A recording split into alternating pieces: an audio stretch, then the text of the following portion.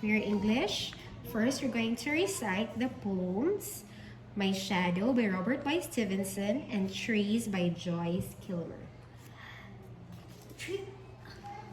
My Shadow by Robert Louis Stevenson. I have a shadow, a little shadow that goes in and out with me. And what can be the use of him is more than I can see. He's very, very like me. And from the ears up to the head, I can see him jump before me when I jump into my bed. The funniest thing about him is the way he likes to grow. Not at all like proper children, but he's always very slow. He doesn't have a notion. For he sometimes Shoots up taller like an Indian rubber ball. And sometimes gets so little that there's none of him at all. He doesn't got a notion how children ought to play, and only can make a fool of me in every sort of way. He stays so close beside me. He's a coward, you can see. I think it's a shame to stick to nursery, as that shadow sticks to me. One morning very early, before the sun was up, I rose and found a shining dew in every buttercup. And my little shadow, like an errant sleepyhead, had stayed at home behind me and was fast asleep in bed. Trees by Joyce Kilmer. I think I shall never see a poem lovely as a tree. A tree whose hungry mouth is pressed against the earth's sweet flowing breast. The tree who looks at God all day and lifts her leafy arms to pray. A tree that lives in summer May, at summer wear, and a nest of robins in her hair. Upon whose bosom snow has lain, who intimately lives with rain. Poems are made by fools like me, but only God can make a tree. So still under your English, you're going to tell about a story from the moral compass. So I'm going to tell about an angel. So one day there was a kid and said to his mother, "Because I am big now, I want to go outside and run very far, and then I will find an angel." Then his mother said, "I will go with you, so if you will go, I will carry you." And then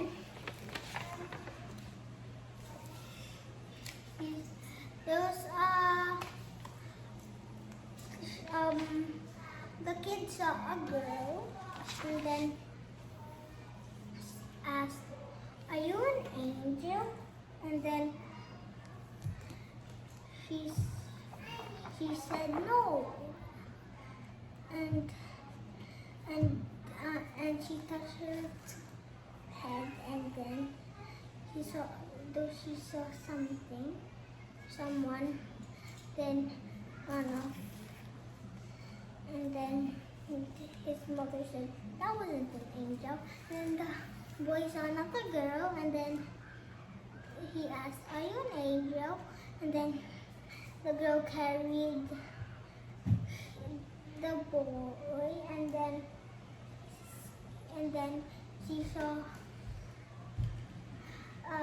someone running to her, and then dropped the boy and then run away, and then told the boy. And then the boy said to his mother, "I am tired." And then his mother said, I'm gonna carry you here back home, and then his mother became blue. But he can't walk. That's all. So who is the real angel? Her mother. Okay. So next, still under your English, you're going to tell a favorite portion that we have read from Peter Pan. So when he was flying in Peter Pan, Tinkerbell said, "Oh look, it's a Wendy bird," and then he said, "Shoot it," and then the Lost Boys shot it, and then actually it wasn't a bird, it was Wendy. And then when Wendy was lying, the Lost Boys said, "We must make her a house because she's our mother, and then so she will have a protection if it rains." And then Peter Pan asked Wendy what house she would like, and then he said, "Would like a little house and with roses outside the window." And then she made the boys made a little house with a little door, and then there are some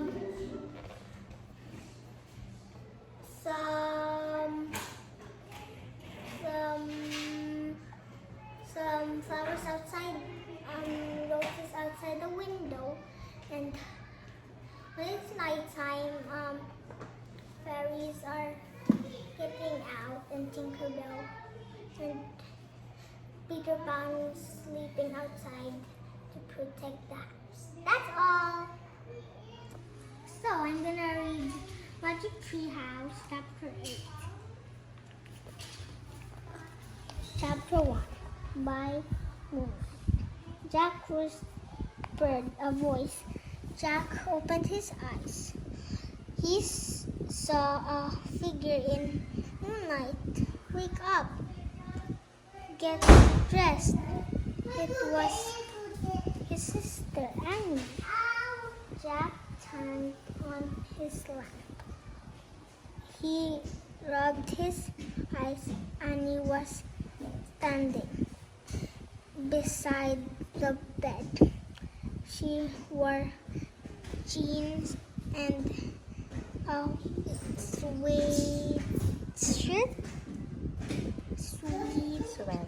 sweatshirt. "Let's go to the treehouse," he said. What time is it?" asked Jack. He pulled on his glasses. "Don't look at your clock," said Annie. Jack looked at the clock. "Oh man," he said. "It's midnight. It's too dark." "No, it isn't. The moon makes it bright enough to see," said Annie. "Wait till morning," Jack said. "No, now," said Jack. "We have to," said Annie. "We have to find the fourth M thing. I have a feeling that the full moon might help us." "That's nuts," said Jack. I want to sleep." "You can sleep when we come back home," said Annie. "No time will have passed." Jack sighed. "Oh, brothers," he said. But he got out of bed. Yay, whispered Andy. Meet you at the back door. She tiptoed out Jack's room.